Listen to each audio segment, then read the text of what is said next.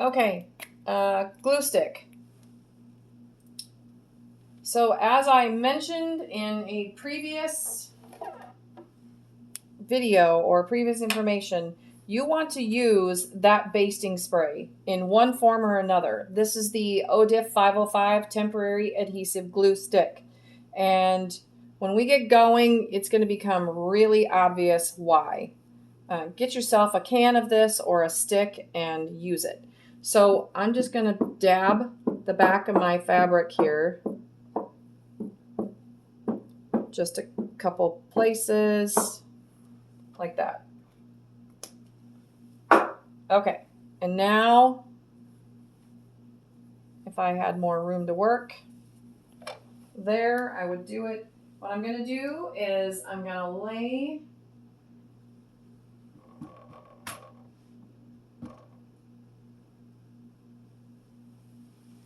I just did this. I laid my fabric down on the batting then. What that's going to do is that's going to create a tacky, it's a tacky glue that is going to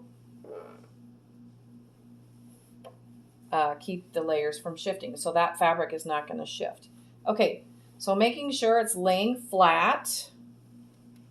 We're going to turn you just a wee bit.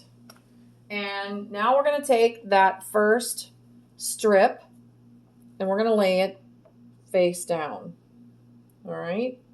We're going to lay it right sides together. And now we're going to stitch a 1/4 inch seam allowance right there.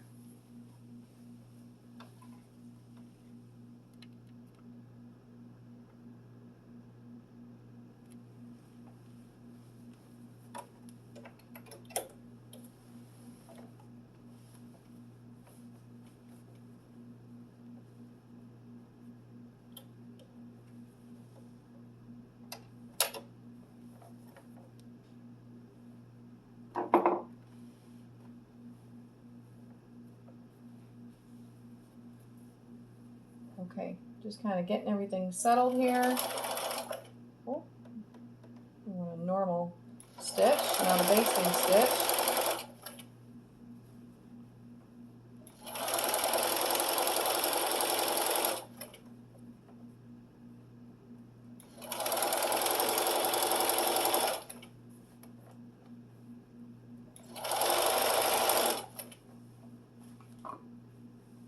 Catching on something back there. Okay, so we're sewing on that first strip using a 1/4 inch seam allowance.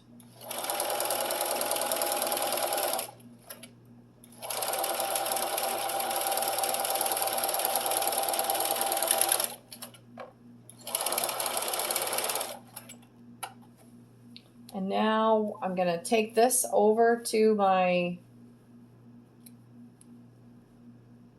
Okay, so that's what that looks like. I'm going to go take this over to my ironing board and I'm going to press that strip over.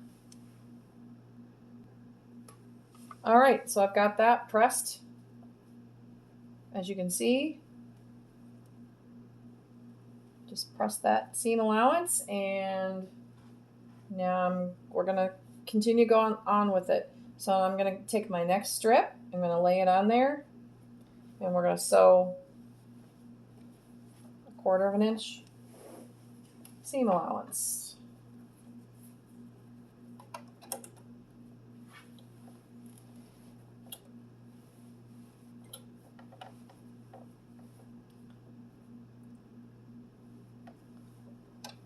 So get it set up.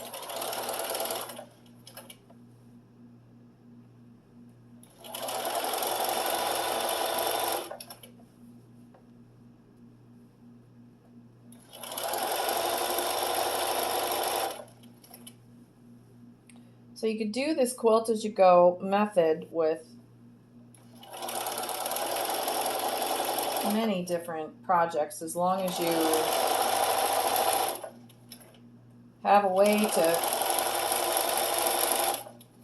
keep your pieces, your blocks, your strips from shifting in an unwanted way. All right. So now we're just going to continue. All right, so this is how, let me trim that little tag off. So this is how this is shaping up to look. So now we're going to continue pressing those open over and laying on our next strip and sewing all the way down.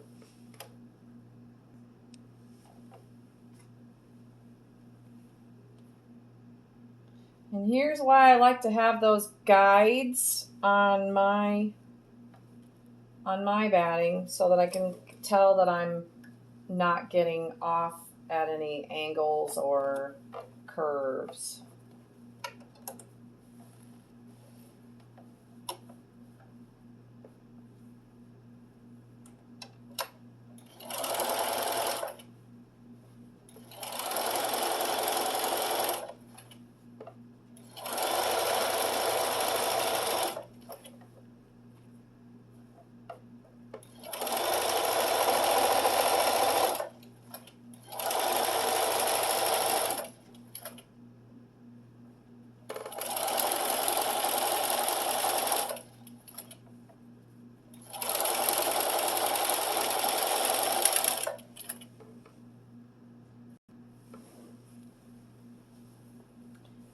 And on to the next one. So each time I've finished sewing on a strip, I take it over to the iron and I iron it open.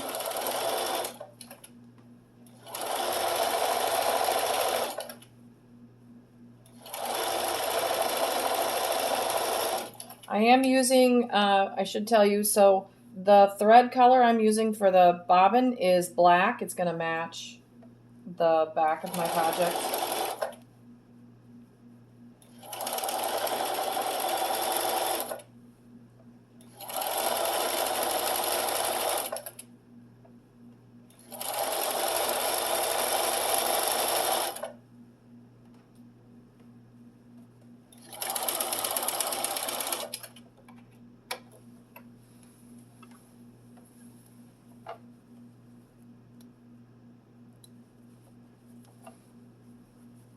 See, we're to the middle already.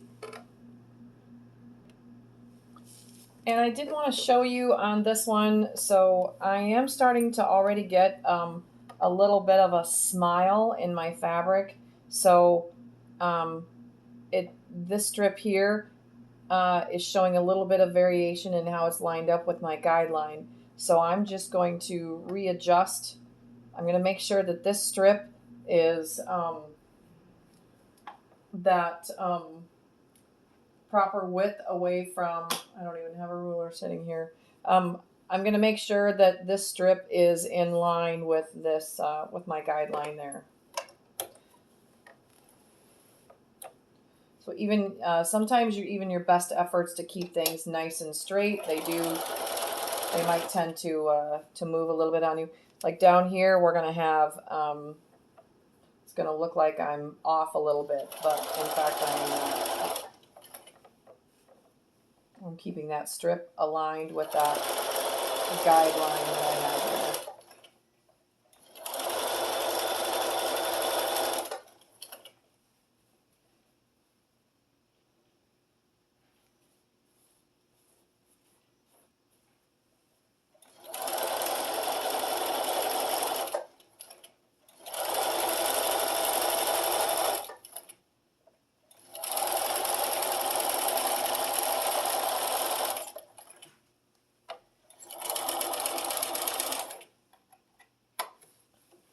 With that one on, we are now over halfway done with sewing on our strips, and we'll just keep continuing here.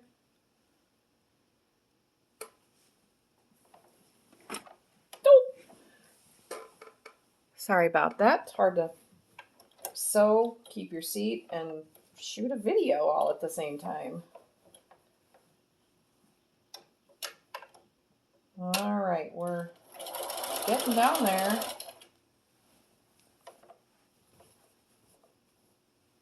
I just try to keep everything nice and as flat as possible. If you have a bigger sewing like platform here than I do, then you're very much in luck.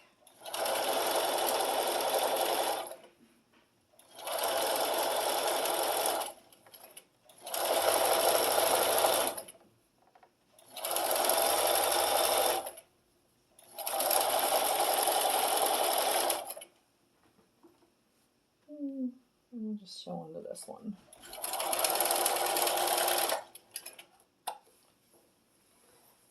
Okay, almost done.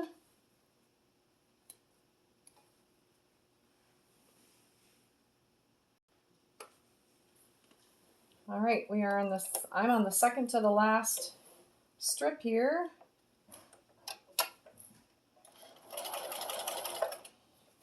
I am going to tell you that I'm so happy that I have these guidelines that I've drawn on my batting, because it gets to a point here down the runner where my eyes are starting to play a little bit of tricks on me, and I'm thinking, oh gosh, is there like a curve in that fabric?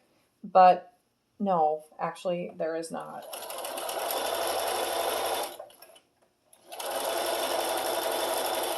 So I would really strongly advise you to using your ruler before you start and draw some guidelines on your batting. There are some battings, I believe, on the market that have like a built-in grid system printed on them already. If you do have such a batting, lucky you. I am still doing it old school. So now I just have one more to put on and we'll be finished. Okay, and now on the final strip, this guy is a big one. It's the other 8-inch strip. And here we go. Keeping everything nice and flat again.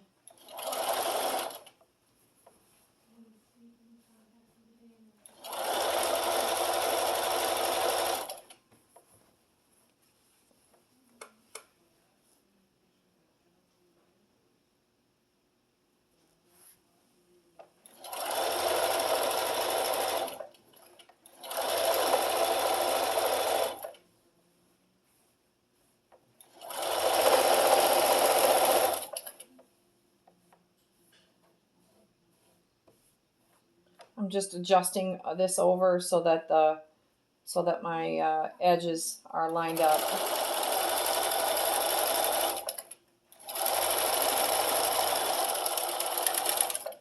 Okay, and with that, I have all of the background strips sewn on. I'm going to go press it open and we'll see what it looks like. Okay, so the final, all right, so as we can see here, we've got all of our strips are sewn down. We're going to do one more thing down here. I'm going to flip this over.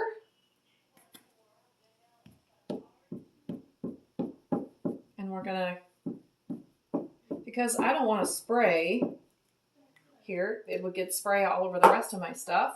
So again, we're going to use that 505 ODIF temporary adhesive glue stick. All right. Okay, and then we're going to lay this down like that, and you just press it down like that, right?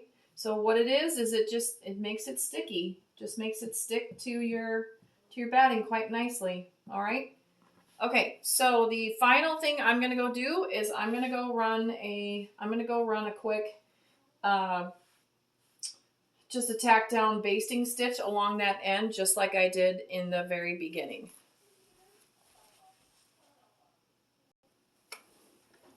Alrighty, now like I said, I'm going to just baste down that end, that last gray,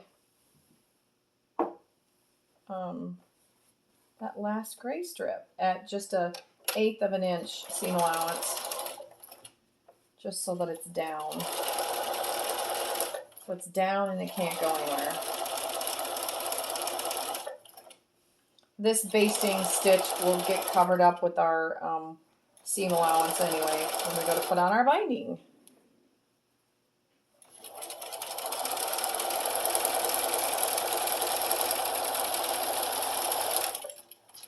All right, you guys.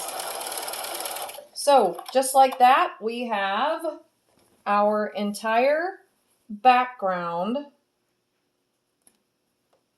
all quilted, right? Everything's sewn together, but it's also all quilted. All those strips are quilted. So that's going to conclude this part of the project for right now. So just to let you know, the next part is going to be, I'm going to go and I'm going to trace and cut out all of my applique shapes, and we're going to be placing our applique shapes our applique shapes onto the ends here, and that will be the rest of our quilting that we'll need on these ends. So I hope you're finding this helpful. You can make yourself a beautiful quilt-as-you-go runner, just like I did. And stay tuned. Join me for the next video.